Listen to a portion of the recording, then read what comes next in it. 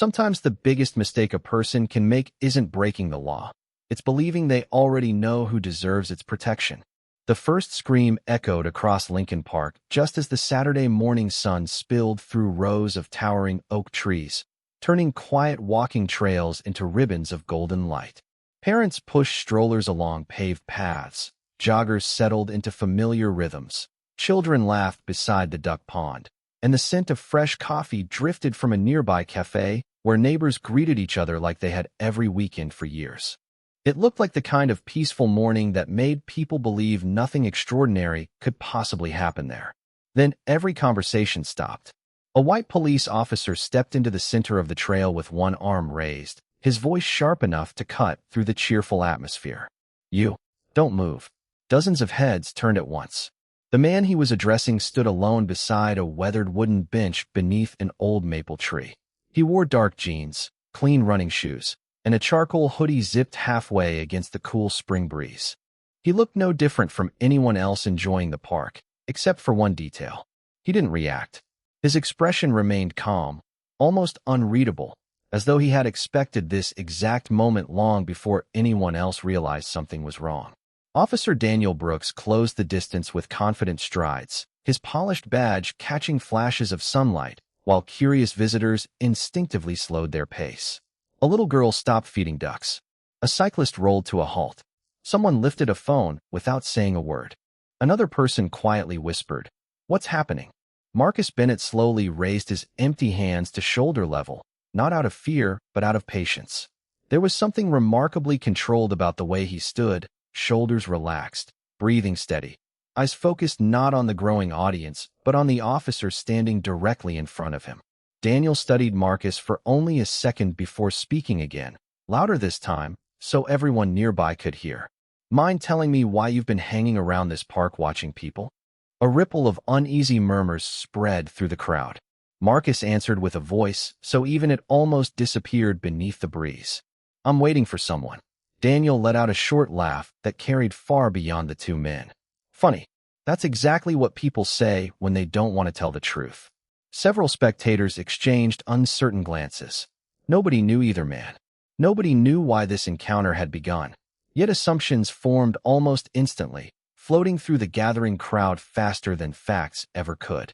Marcus neither argued nor defended himself. Instead, his eyes briefly shifted toward the far end of the trail, where families continued walking beneath blooming cherry trees, completely unaware that something much larger was quietly unfolding only a few hundred feet away. Daniel noticed the glance immediately. "Looking for an escape route?" he asked. Marcus simply replied. No, his answer was so calm that it almost sounded rehearsed. The silence that followed somehow made everyone even more uncomfortable. Daniel stepped closer, lowering his voice just enough for Marcus to hear, while cameras continued recording from every angle. "You're making yourself look suspicious." Marcus met his eyes without blinking. Sometimes appearances tell the wrong story. Daniel smirked as though he had already reached his conclusion. "We'll see about that." Around them, more visitors stopped walking. Some folded their arms. Others quietly recorded every second, sensing they were witnessing something unusual even if they couldn't explain why. The park that had felt so peaceful only moments earlier now seemed strangely frozen, as though every bird had stopped singing at exactly the same time. Somewhere nearby, a distant church bell marked the passing hour. Marcus heard it. He also glanced almost imperceptibly at the watch beneath the sleeve of his hoodie before returning his attention to Daniel. There was no panic in his face, no anger, no embarrassment, only the quiet concentration of someone counting down invisible seconds. Then, from inside Marcus's pocket, a phone suddenly began to vibrate. Neither man moved. The screen illuminated through the fabric just brightly enough for Daniel to notice unfamiliar words glowing across the display. He frowned, trying to read them before Marcus calmly lowered one hand toward his pocket. The crowd leaned forward together, holding its collective breath, unaware that the next few seconds would change every assumption they had just made. The vibration continued for only a few seconds before the screen faded back into darkness, but Marcus Bennett did not reach for the phone. Instead, he slowly returned his hand to his side, as though answering that call mattered far less than everything happening around him. Officer Daniel Brooks noticed the restraint immediately, Yet rather than calming his suspicions, it seemed to deepen them. "Why are you not answering?" he demanded. Marcus looked at him with the same steady expression. "Because where I am right now is exactly where I am supposed to be." The answer sounded simple, almost ordinary, but it left Daniel visibly unsatisfied. Around them, more people drifted toward the walking trail, curiosity pulling them closer until nearly 30 strangers stood quietly watching. A middle-aged couple paused beside the flower garden. Two teenagers removed their headphones. An elderly veteran walking his Labrador stopped near the fountain without saying a word. Every face carried the same question. What had this man done? Daniel folded his arms. "You have been standing here for almost 20 minutes. Marcus nodded once. "That is correct. Watching people. Waiting. For who?" Marcus glanced toward the eastern entrance of the park where a narrow brick path disappeared behind rows of blooming dogwood trees. Someone who was running late. Daniel followed his eyes, but saw nothing except families enjoying the sunshine. "Convenient answer," he replied. Marcus remained silent. The officer took another slow step forward, studying every detail. Marcus carried no shopping bags, no picnic basket, no running gear. Only a slim black messenger bag resting neatly across his shoulder. It looked surprisingly ordinary, but Daniel kept staring at it longer than necessary. "What is inside the bag?" Marcus answered without hesitation. "Personal property. Open it." Marcus politely shook his head. "I cannot do that." A few people in the crowd exchanged nervous looks. Refusing such a request instantly made the situation feel more serious, even though Marcus never raised his voice or made a single threatening movement. Daniel's confidence grew. "Cannot or will not." Marcus spoke carefully, choosing every word. "There is a difference." The breeze carried loose cherry blossom petals across the path, brushing quietly against Marcus's shoes before disappearing toward the pond. Somewhere behind the growing crowd, a musician continued playing soft jazz on a saxophone, unaware that the peaceful melody now contrasted sharply with the tension building only yards away. Marcus briefly checked the large clock mounted on the historic field house across the lawn. 10:32. His eyes lingered there for less than a second before returning to Daniel. Another minute had disappeared.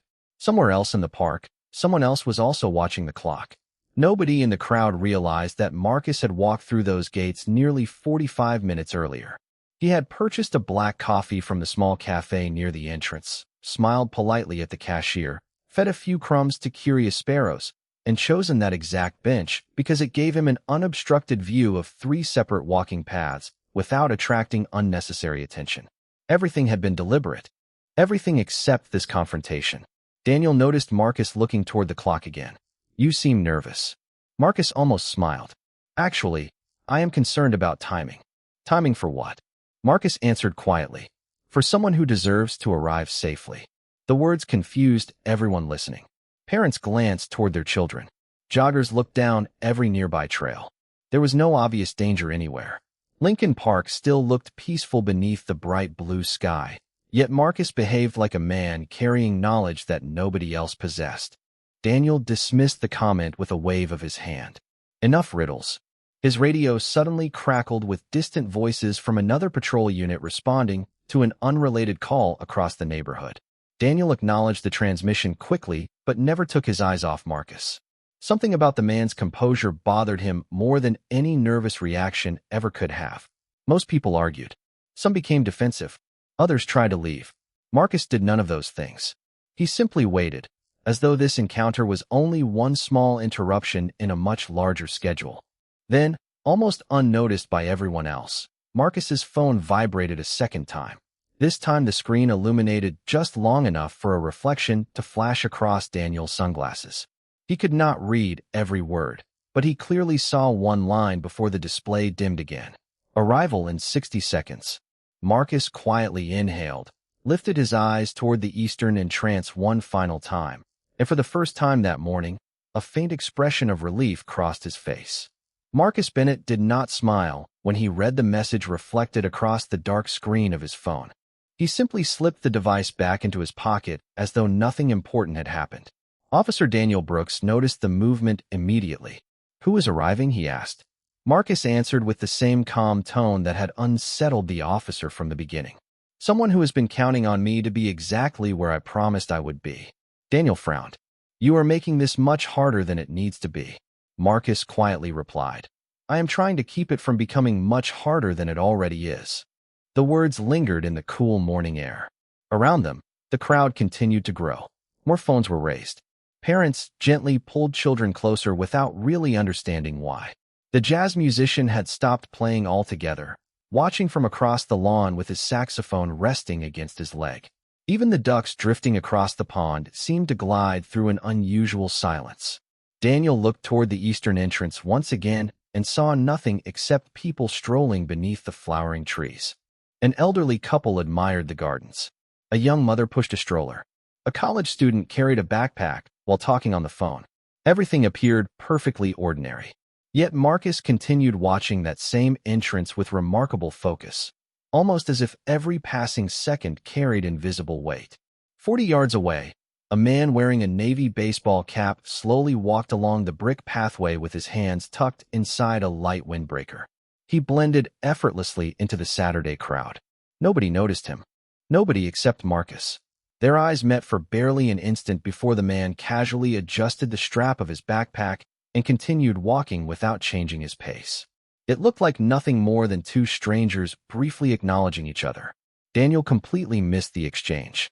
Marcus lowered his eyes again, careful not to reveal even the smallest hint of recognition. Years of discipline had taught him that patience was often more powerful than action. Sometimes the safest way to protect another person was to make the world believe there was nothing worth noticing. Daniel stepped closer once more. Show me some identification. Marcus nodded politely. I will, but this is not the right moment. The answer immediately frustrated the officer. You do not get to decide that. Marcus remained composed. Actually, today the timing matters more than you realize. The officer folded his arms. You keep talking about timing. Explain it. Marcus hesitated for the first time, not because he feared the question, but because answering it honestly could place someone else at risk. He finally spoke with deliberate care. Every minute changes someone else's future. The statement sounded mysterious to everyone listening, but it was completely true. What nobody gathered around that walking trail knew was that Marcus had not come to Lincoln Park for exercise, fresh air, or coffee. Long before sunrise, he had received precise instructions, a meeting place, and one simple objective. Maintain observation.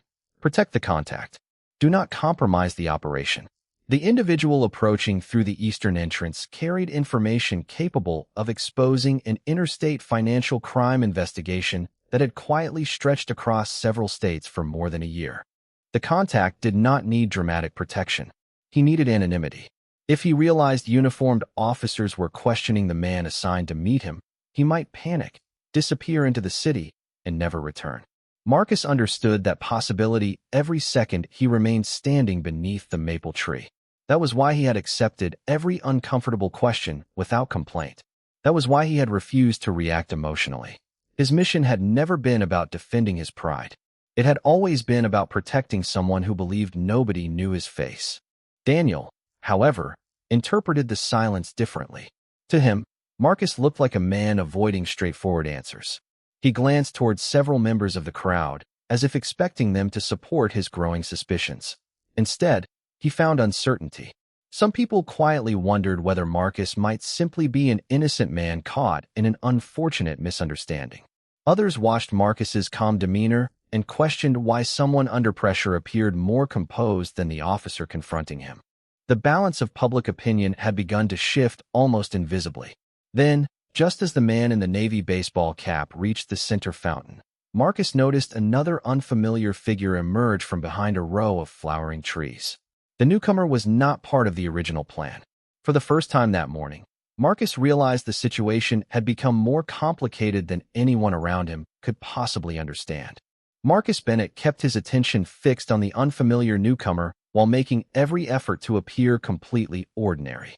The man emerged from behind the flowering trees wearing a gray sweatshirt and sunglasses despite the mild spring weather. He slowed near the fountain, glanced casually across the lawn, then continued walking without acknowledging anyone. To the families enjoying their weekend, he looked like just another visitor. To Marcus, he represented an unexpected variable. The original briefing had mentioned only one contact, one arrival, one exchange, nothing about a second observer. Marcus immediately understood that the carefully balanced situation had become far more fragile. If the contact sensed anything unusual, he would almost certainly abandon the meeting. Officer Daniel Brooks interpreted Marcus's shifting attention as something entirely different. "There it is," he said confidently. "You keep looking at somebody." Marcus answered without taking his eyes off the distant pathway. "I am looking at everyone." Daniel folded his arms. "That is exactly what concerns me." A few people standing nearby quietly nodded while others looked unconvinced. The longer Marcus remained calm, the harder it became for anyone to match Daniel's growing certainty. One woman lowered her phone for a moment and whispered to her husband, "He does not look dangerous. He looks like he is waiting for something." Her husband answered softly, "Or someone." Daniel ignored the comments. He stepped closer until only a few feet separated them. "Open the bag." Marcus met his eyes again. "I cannot." "Why not?" "Because what is inside does not belong in public view." Daniel immediately seized on the answer. "So there is something you do not want people to see."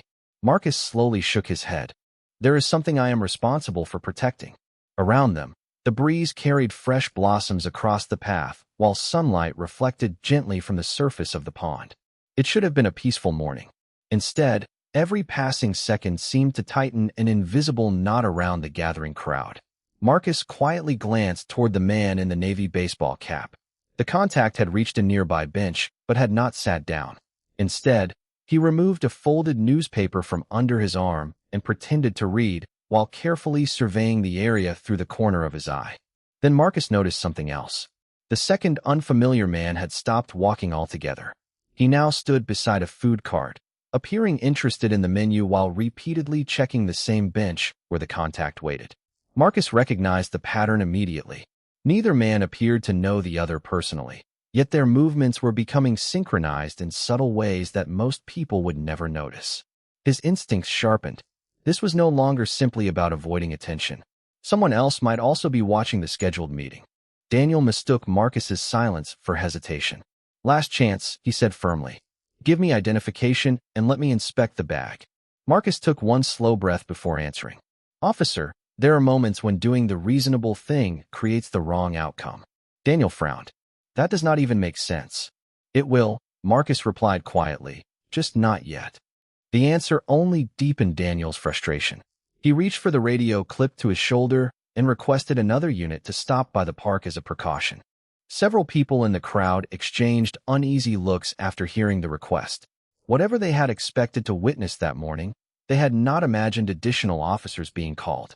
Marcus closed his eyes for barely a heartbeat before opening them again. Reinforcements would draw more attention. More attention would increase the chance that the contact would leave. He needed only another minute. Perhaps less. The church bell rang once in the distance. 10:34. The contact folded his newspaper exactly as instructed in the operation plan, signaling he was prepared to proceed. Marcus recognized the signal instantly, but before he could respond with the agreed visual acknowledgement, the second unfamiliar man reached into his jacket pocket and slowly removed a cellular phone. He spoke only a few quiet words before ending the call. Within seconds, the contact looked up, noticed the growing crowd surrounding Marcus, and froze. The expression on his face changed from confidence to concern. Marcus felt the opportunity slipping away, not because of fear for himself, but because one misunderstanding had begun placing an entire investigation in jeopardy. Marcus Bennett watched the man with the navy baseball cap lower his newspaper by exactly 1 inch before lifting it again. Anyone else would have dismissed the movement as meaningless, but Marcus recognized it as hesitation. The contact had seen the gathering crowd.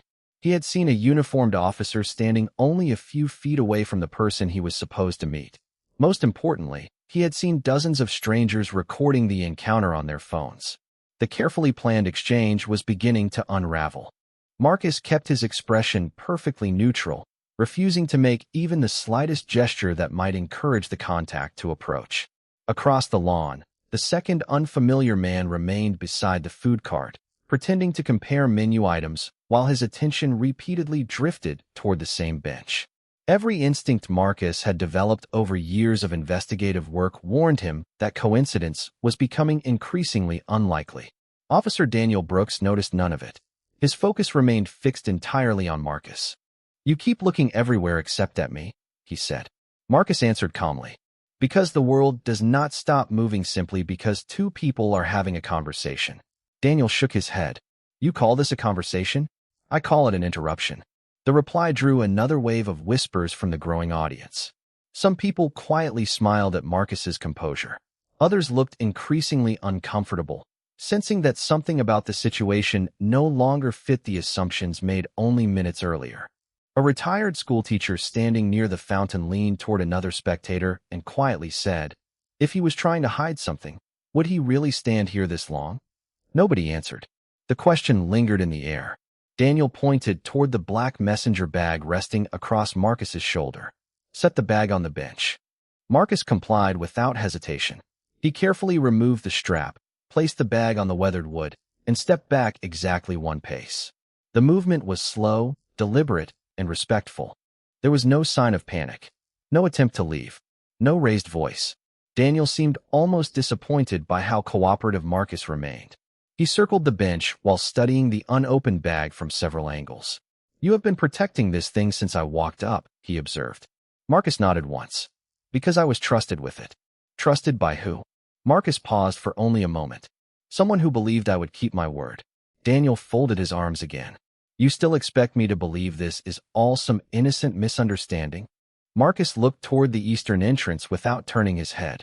"I expect the truth to arrive soon." Those words carried more confidence than anything he had said that morning. The contact, however, was beginning to lose confidence. From across the park, Marcus noticed the man slowly stand from the bench and adjust his jacket as though preparing to leave. Their meeting had not even begun, yet the operation was seconds away from collapsing. Marcus understood exactly why. Trust was fragile. Anyone risking everything to provide information would immediately walk away after seeing uniformed attention focused on the meeting location. Marcus could not blame him. He would have made the same decision. The spring breeze carried the scent of freshly cut grass across the trail, while children continued laughing near the playground, completely unaware that an investigation stretching across multiple states might quietly disappear before their eyes. Daniel glanced toward his patrol vehicle parked near the entrance.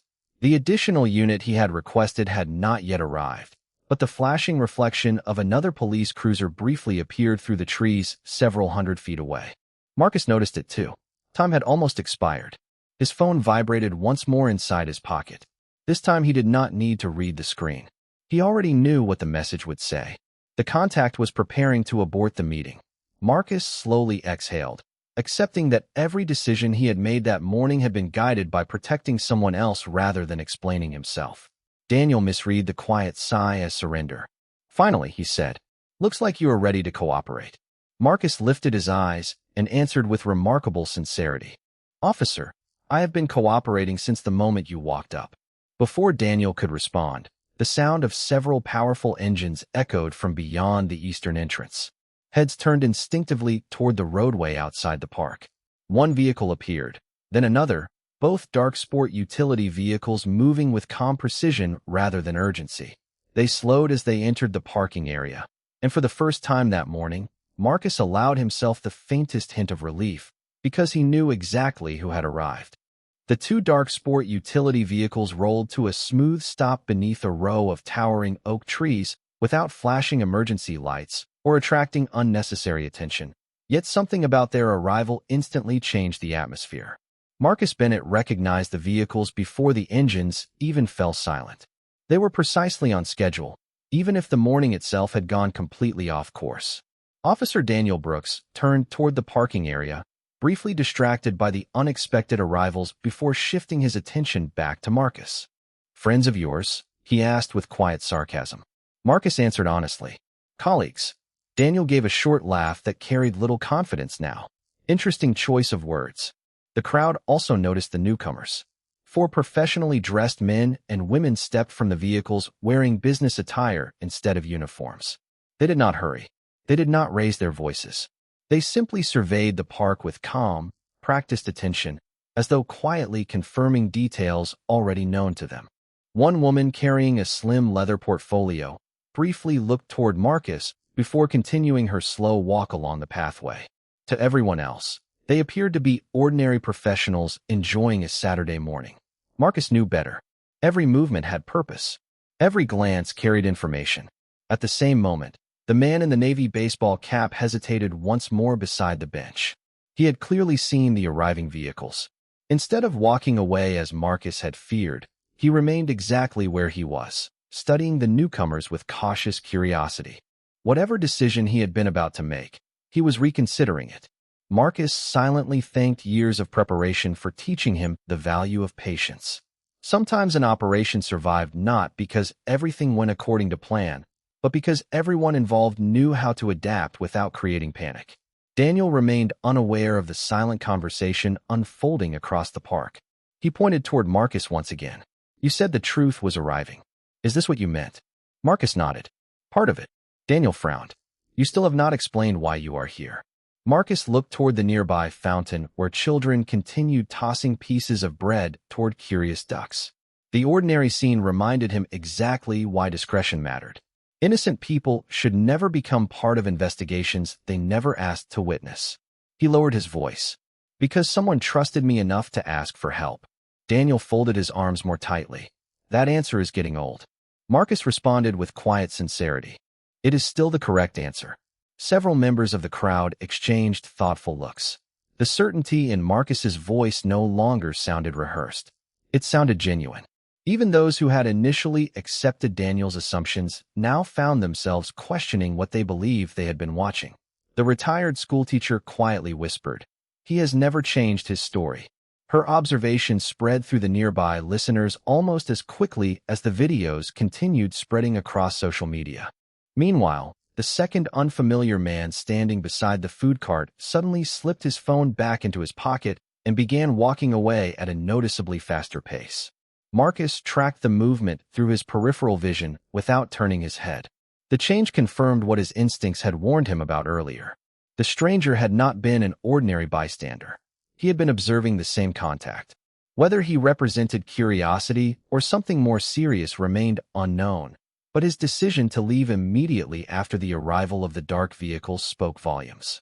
One of the professionally dressed newcomers casually adjusted an earpiece hidden beneath her hair before changing direction toward the eastern pathway. Another paused beside the fountain to greet a passing family with a friendly smile that looked completely natural. To everyone else, they blended effortlessly into the Saturday crowd. Marcus recognized the coordinated positioning immediately. Without drawing attention, they had quietly secured the surrounding area. Daniel noticed none of it. His attention remained fixed on proving that his original judgment had been correct. "I am giving you one more opportunity," he said firmly. "Show me identification so we can settle this." Marcus looked directly into the officer's eyes. There was no frustration in his expression, no resentment, only calm confidence. "I was hoping we could settle it another way." Daniel shook his head. "How?" Marcus slowly reached toward the inside pocket of his charcoal hoodie with measured, deliberate movements that allowed everyone nearby to clearly see exactly what he was doing. The entire crowd seemed to stop breathing at once. Even the breeze felt strangely still. Marcus carefully removed a slim black leather wallet, held it closed in the palm of his hand, and quietly said, "I believe it is finally the right moment." Marcus Bennett held the closed leather wallet in the palm of his hand for several long seconds without opening it. The silence that settled across the walking trail seemed heavier than anything Officer Daniel Brooks had said all morning. Even the children near the pond had wandered closer to their parents, sensing that something important was about to happen. Daniel watched every movement carefully. "Go ahead," he said. "Show me who you are." Marcus gave a small nod. "I intend to." With deliberate care, he unfolded the wallet just enough for the contents inside to become visible. Sunlight reflected briefly across a polished gold badge before the familiar blue identification credentials came into full view. Marcus held them steady without a single dramatic gesture. He did not raise his voice. He did not smile. He simply allowed the truth to speak for itself. Daniel leaned forward to read the identification. His confident expression disappeared almost instantly. His eyes moved from the badge to the photograph, then back again as though searching for some explanation that refused to appear. The words were unmistakable. Federal Bureau of Investigation. Special Agent Marcus Bennett. For the first time that morning, Daniel said nothing. Around them, the crowd remained perfectly still. Several people lowered their phones in disbelief, while others instinctively stepped back. The retired schoolteacher quietly covered her mouth. The young couple near the flower garden exchanged stunned glances. One of the teenagers whispered, "He was telling the truth the whole time." Marcus calmly closed the wallet again and slipped it back into his pocket. "Now you understand why timing mattered," he said quietly. Before Daniel could respond, one of the professionally dressed newcomers approached with measured confidence. The woman carrying the leather portfolio stopped beside Marcus and offered a respectful nod. "Good morning, Special Agent Bennett," she said clearly enough for everyone nearby to hear. "The meeting location has been secured." Marcus returned the nod. "Thank you, Agent Collins. Has our guest been notified?" "Yes," she answered. He remained in place after identifying the team. Daniel slowly turned toward her. "Agent." She looked at him politely before answering. "Federal Bureau of Investigation." Another man from the arriving group approached a moment later. "Special Agent Bennett, we have confirmed there are no additional concerns in the immediate area." Marcus thanked him with the same calm professionalism he had shown from the beginning. The conversation sounded routine, almost ordinary, except that every sentence quietly dismantled the assumptions that had surrounded him only minutes earlier. Across the lawn, the man wearing the navy baseball cap finally stood from the bench and walked toward Marcus with cautious confidence. He stopped several feet away and extended his hand. "I almost left," he admitted softly. Marcus accepted the handshake. That would have been understandable. The man glanced briefly toward Daniel before looking back at Marcus. "I was told you would be here alone." Marcus answered honestly. That was the plan. Agent Collins gently stepped between them, shielding the conversation from curious listeners without creating unnecessary attention. The exchange lasted less than a minute. A sealed envelope changed hands with nothing more dramatic than a simple thank you. No raised voices. No excitement. Just quiet professionalism carried out exactly as it had always been intended. The operation had survived because patience had lasted longer than misunderstanding. Daniel remained frozen where he stood, replaying every question he had asked and every conclusion he had reached. Marcus turned toward him with neither anger nor satisfaction in his expression. "Officer Brooks," he said calmly, "I never refused to cooperate. I only asked for a few minutes because someone else's safety depended on those minutes." Daniel lowered his eyes briefly before looking back up. Around them, the spectators who had recorded the encounter now understood they had witnessed something entirely different from what they first believed. They had not watched an ordinary stop in the park. They had watched assumptions collide with reality. Marcus picked up the black messenger bag from the bench and adjusted the strap across his shoulder. The investigation would continue. The contact had been protected. The mission had moved forward. Yet standing beneath the old maple tree, surrounded by strangers who had silently reconsidered their own first impressions, Marcus knew the most important lesson of the morning had never been hidden inside the badge. It had been hidden inside the patience required to wait until the truth had the chance to arrive. The crowd remained in place long after the quiet exchange between Marcus Bennett and the contact had ended, as though everyone understood they had witnessed something far more significant than a routine encounter in a public park. The phones that had been recording moments of suspicion were now capturing something entirely different. Faces that had once reflected certainty now showed hesitation, reflection, and, for many, quiet embarrassment. Officer Daniel Brooks stood motionless for several seconds before finally taking a slow breath. The confidence that had shaped every decision he made that morning had been replaced by the uncomfortable realization that assumptions had guided him more than evidence. Marcus noticed the change, but chose not to dwell on it. He had learned long ago that correcting a misunderstanding was more valuable than humiliating the person who made it. Agent Collins stepped beside Marcus and handed him a small folder containing updated briefing materials. "The source has confirmed the next phase," she said quietly. "Everything is moving forward." Marcus accepted the folder with a grateful nod. "Good. That is what matters." Daniel looked between the two agents before speaking in a noticeably calmer voice. "Special Agent Bennett." Marcus turned toward him. "Yes, officer." Daniel hesitated, carefully choosing his words. "I did not have all the information." Marcus answered without accusation. "That is true." The officer continued. but I should have taken more time before reaching conclusions. Marcus studied him for a brief moment before responding. Every professional makes decisions with limited information. The important question is whether we remain willing to reconsider those decisions when new facts appear. Daniel slowly nodded. Those words landed with more weight than any criticism could have carried. Around them, several bystanders quietly lowered their phones altogether. The retired schoolteacher smiled gently and whispered to the young couple standing beside her. That is what real professionalism sounds like. Nearby, one of the teenagers quietly deleted the caption he had already written for the video he intended to upload because he suddenly realized the story he thought he had recorded was not the story that had actually happened.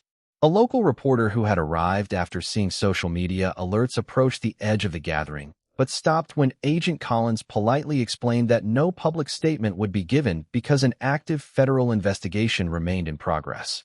The reporter respected the request and walked away without further questions. Marcus appreciated the professionalism. Some stories deserved headlines. Others deserved silence until innocent people were no longer placed at risk. Across the lawn, the contact disappeared through the eastern exit exactly as planned, carrying renewed confidence that someone had protected both his identity and his decision to come forward. The envelope he had delivered would eventually help investigators uncover years of carefully concealed financial crimes affecting families across several states. None of the parents watching their children feed ducks that morning would ever know how close the investigation had come to failing. They would simply remember an unusual gathering in the park before life quietly returned to normal. Daniel glanced toward the black messenger bag resting comfortably across Marcus's shoulder. Was there ever anything dangerous inside? Marcus smiled faintly for the first time that morning. Only paperwork. Daniel looked genuinely surprised. Just paperwork? Sometimes the most powerful evidence in the world fits inside a folder instead of making the evening news. The answer drew a few quiet laughs from people still standing nearby, gently releasing the tension that had filled the park for nearly an hour. Another patrol officer who had arrived moments earlier walked over after receiving a brief explanation from Daniel. Instead of asking questions, he simply nodded respectfully toward Marcus and wished everyone a safe day before returning to his vehicle. There was no dramatic ending, no public celebration, no speeches, only professionals returning to their responsibilities with a deeper appreciation for patience, judgment, and the responsibility that came with every badge. As Marcus prepared to leave, Daniel spoke once more. Special Agent Bennett, thank you for staying calm. Marcus adjusted the strap of his messenger bag and answered with quiet sincerity. Remaining calm protected more than just me today.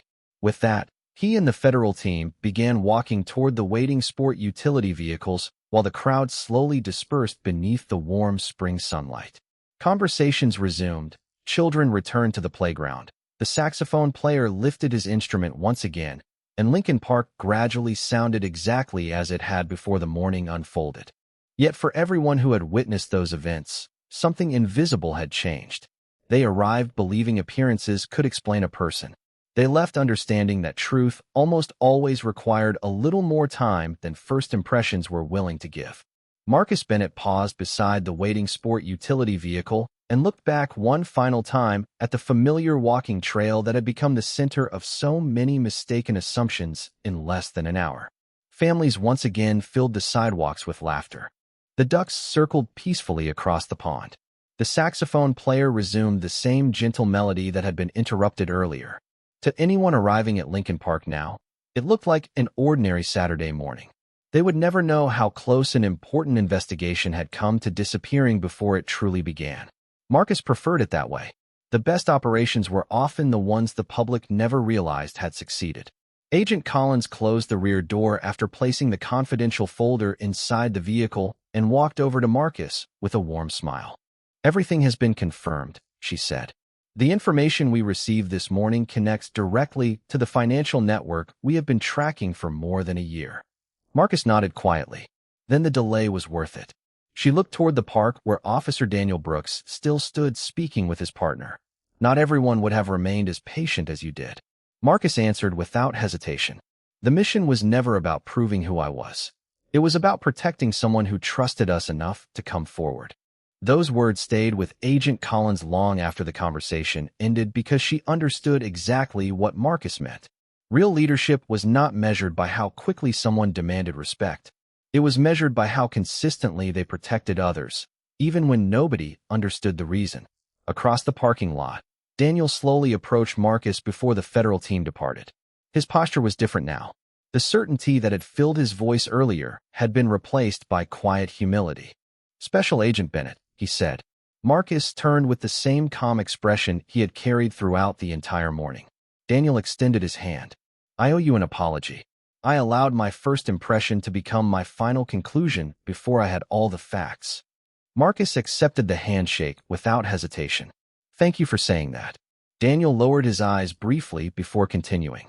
"Today reminded me that authority carries responsibility, not assumptions." Marcus nodded. "Every badge represents public trust. The challenge is remembering that trust belongs to every person we meet, not only the ones we already understand." Daniel reflected on those words for a long moment. They were simple, yet they carried the kind of lesson no training manual could fully teach. Nearby, several of the bystanders who had remained until the end quietly applauded, not because someone had won or lost, but because they had witnessed respect replace misunderstanding. The retired schoolteacher smiled as she prepared to leave the park. She looked toward her husband and softly said, "Sometimes the most important thing we can change is our mind."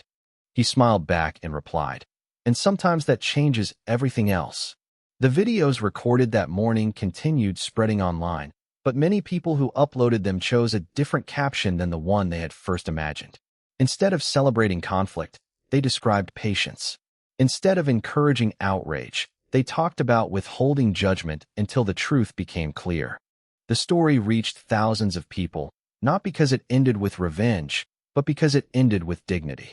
As Marcus entered the waiting vehicle, he looked once more through the window at the old maple tree where the misunderstanding had begun.